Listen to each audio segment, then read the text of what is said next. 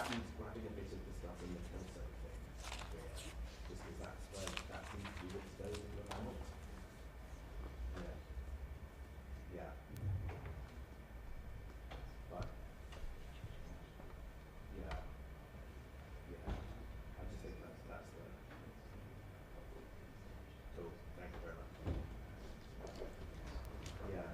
Well, it's like, can you just, I was like, what you're thinking, I just can't really front lines on the what international law, or what will they ever be allowed to do or not, or they just there framing refusal as their law, or is there, you know, something that's absolutely don't understand what this coalition might practically be able to do, given that I have much of this sort of where, like I literally, I mean, I don't think it's ever happened, right? It's like really confusing me. If they can't engage with the enemy, what's the fucking problem?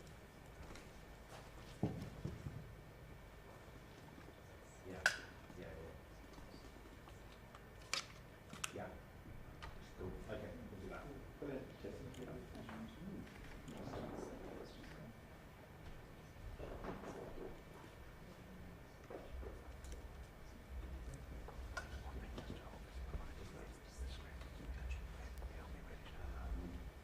you just say I check? Yeah, yeah, yeah.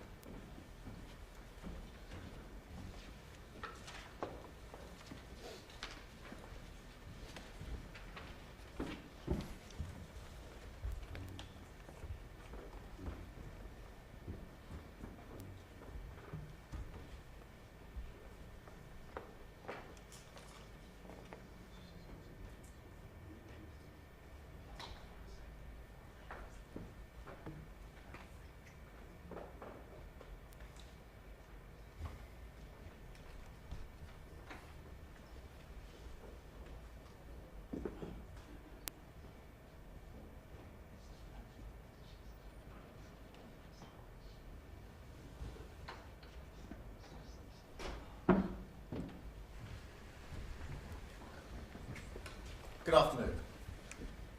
This morning I convened the largest, strongest group of countries yet behind a just and lasting peace in Ukraine.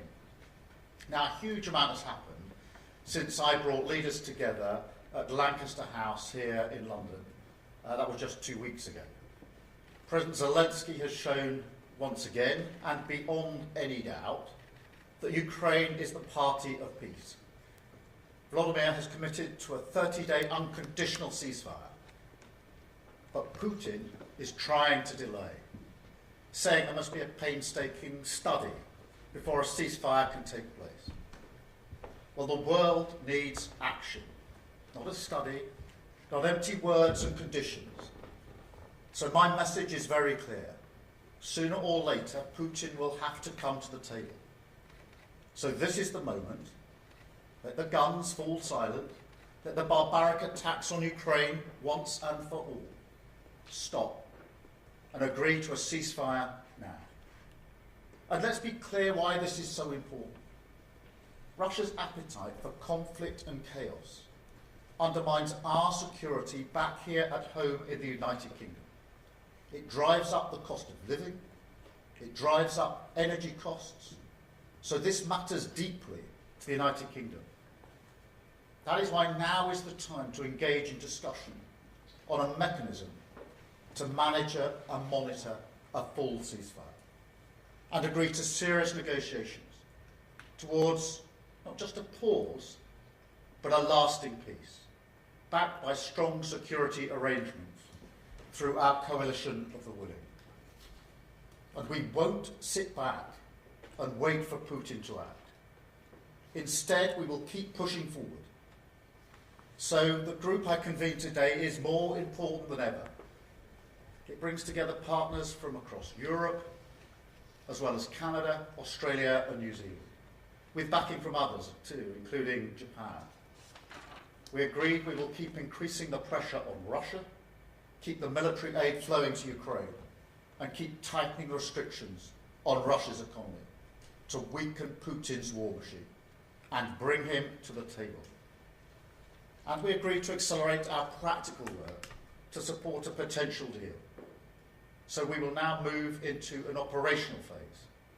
Our militaries will meet on Thursday this week here in the United Kingdom to put strong and robust plans in place to swing in behind a peace deal and guarantee Ukraine's future security. President Trump has offered Putin the way forward to a lasting peace. Now we must make this a reality. So this is the moment to keep driving towards the outcome that we want to see, to end the killing, a just and lasting peace in Ukraine, and lasting security for all of us. Thank you. I will now take some questions, starting with, I think, Hannah from the BBC. Hannah. Thank you, Prime Minister. You've said now is the time for concrete commitments. Can you give an example of a concrete commitment that has been made this morning? How many countries have indicated they might put troops on the ground, for example? And a second, if I may, you're doing all of this work on what a peacekeeping force might look like. What if Russia simply won't accept one? Well, let me start from the premise that a lot has happened, obviously, since we had the meeting at Lancaster House just under 2 weeks ago, particularly developments this week in relation to the position of Ukraine. And the group that met this morning is a bigger group than we had 2 weeks ago. There is a stronger collective resolve, and new commitments were put on the table this morning, both in relation to the coalition of the willing in terms of defending the deal, also in relation to the wider point, which is the collective defence and security of Europe. So more commitments on the table this morning, and an agreement that we now move to the operational phase, which is why the talks on Thursday, the military talks, will become the next focal point. There was a wider agreement this morning, which was that the yes but from Russia is not good enough, and that we agreed our collective pressure will be put on Russia from all of us who are in the meeting this morning. So I'd say overall we are successfully gathering political and military momentum. I think more widely there was an appreciation this morning that a wider argument that I've been making that goes beyond just the question of Ukraine is that Europe needs to step up in its own defence and security. And so we've moved forward on that front today because some of the commitments that were made were beyond simply the coalition of the willing in relation to making sure that we can defend any deal in Ukraine if one is reached, but also a step up for the collective defence and security of Europe, which is a really important part of the argument I've been making about the era that we're now in. In terms of Russia's position, I think it's really important at this point that we put maximum pressure on Russia. This yes but is not good enough, and that's why the collective resolve this morning was to put pressure, and we can collectively put pressure on Russia. There were a lot of countries represented this morning, a very strong collective resolve. And so I think we made real progress this morning, and that momentum and that resolve by a number of countries and making sure we continue to be forward-leaning is really important. Thank you very much. I've got Harry from ITV. Thank you, Prime Minister. What you haven't mentioned today is a US security backstop. Have you concluded that Donald Trump isn't prepared to provide a security backstop? And do you think this coalition of the willing can defend Ukraine without the support of the US? And secondly, if I may, you've talked about a full ceasefire agreement. At the moment, President Putin is suggesting he's not willing to agree to a 30-day ceasefire. What hope have you got of getting a long-term lasting peace? Well, look, firstly, the position on the US hasn't changed. I've been clear that it needs to be done in conjunction with the United States. As I think you know, we are talking to the US on a daily basis.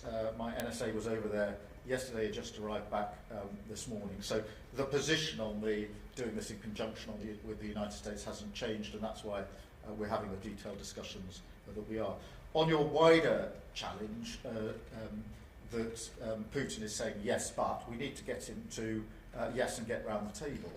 And I do believe we can apply collective pressure to that end. 2 weeks ago, I was challenged on whether we'd even get as far as we've got now. We have moved forward, and that is good. We now need to move forward again. And I think that having a collective resolve, which is a demonstration of the sort of momentum that we're building up now, political momentum, which is important to keep many allied countries on the same page, but also the military momentum, which will go into Thursday's meeting now, which is very much an operational planning meeting.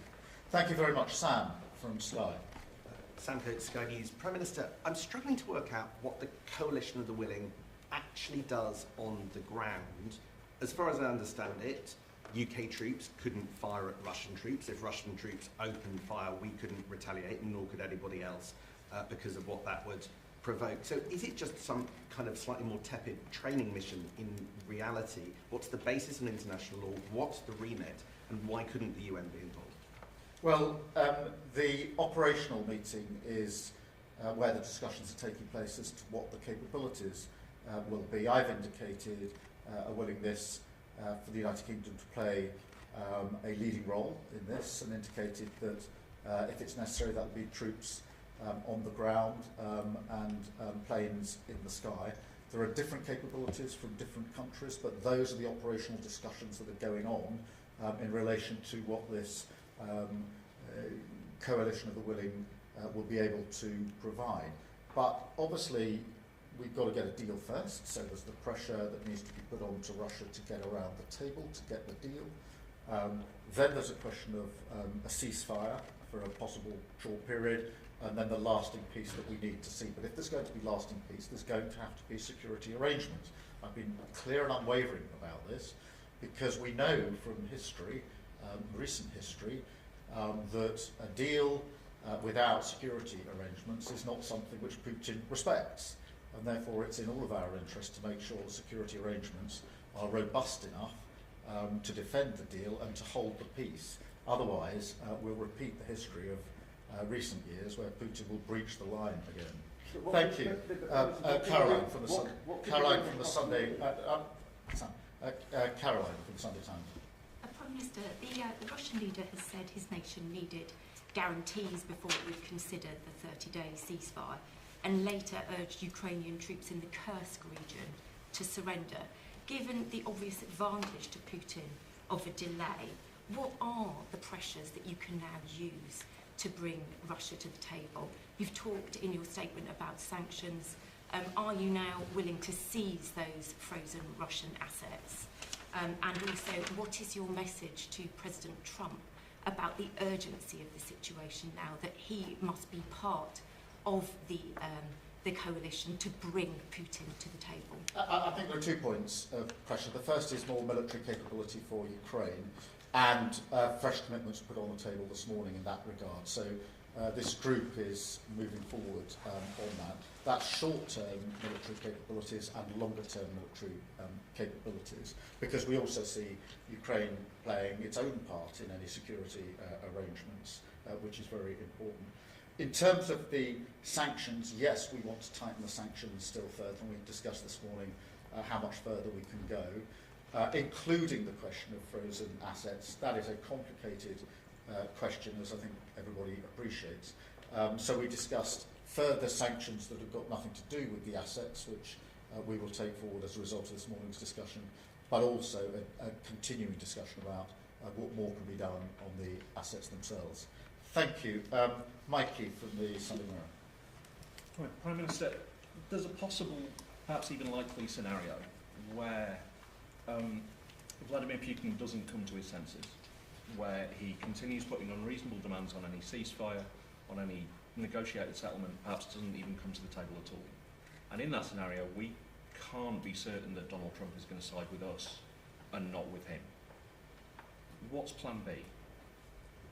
Well, firstly, we need to put Ukraine in the strongest possible position for whatever comes next, which has been my consistent position, whether that's around the table, which is what I hope it will be in negotiations, or if that doesn't come to pass.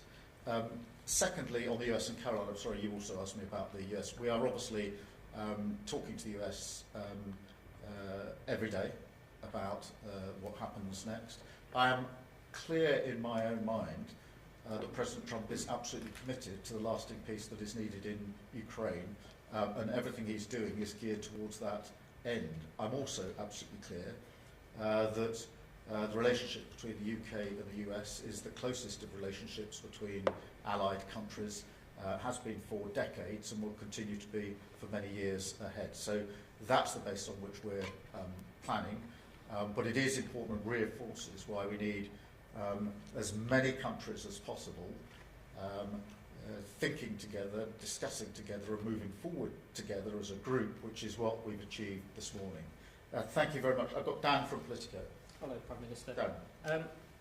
Former White House advisor Fiona Hill, who's working on your defence review, believes that there's going to be a proliferation of countries seeking to obtain nuclear weapons as a result of the combination of what President Putin is doing and the fact that they think that they can no longer rely on the US to come to their aid.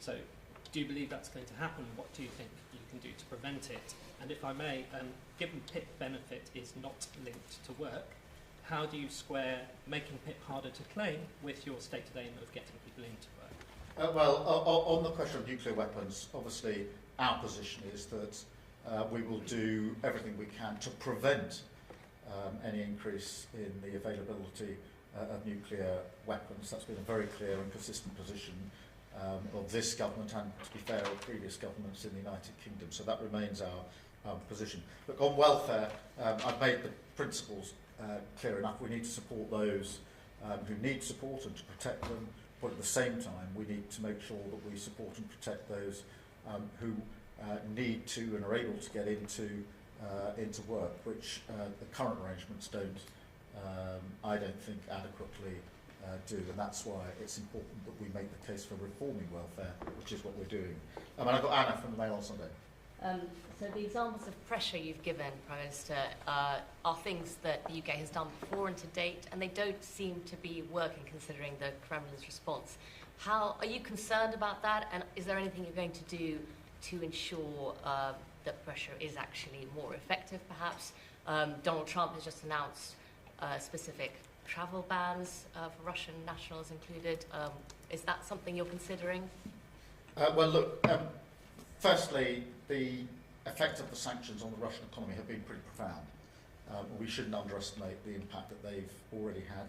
And by doubling down and increasing the sanctions, that will cause even more pressure and pain on the Russians, in combination with what President Trump is indicating would be the consequences as he sees it and the action that he proposes to take. So that's quite a combination. On the question of Putin's position of yes, but we need to move that. But just as I stood here in London 2 weeks ago saying we need to move forward, we need to make progress. So I say it again, I don't accept that things are frozen as they are today and that no party can now be moved forward. I don't accept that for a minute. I think that if we apply pressure, we show collective resolve and some clear-eyed leadership on this, we can move this forward to get the parties round the table for negotiations. And what then needs to come out of that is the just and lasting peace that everybody wants, not least the Ukrainians, which is very important to the defence and security of Europe, and very important to the United Kingdom, because the impact of what happens in Europe always washes up on our shores, and it's already impacted us quite profoundly in the last 3 years. And that's why I think it's always important to appreciate that what's happening internationally is having a huge impact on us domestically. Thank you very much indeed. Thank you.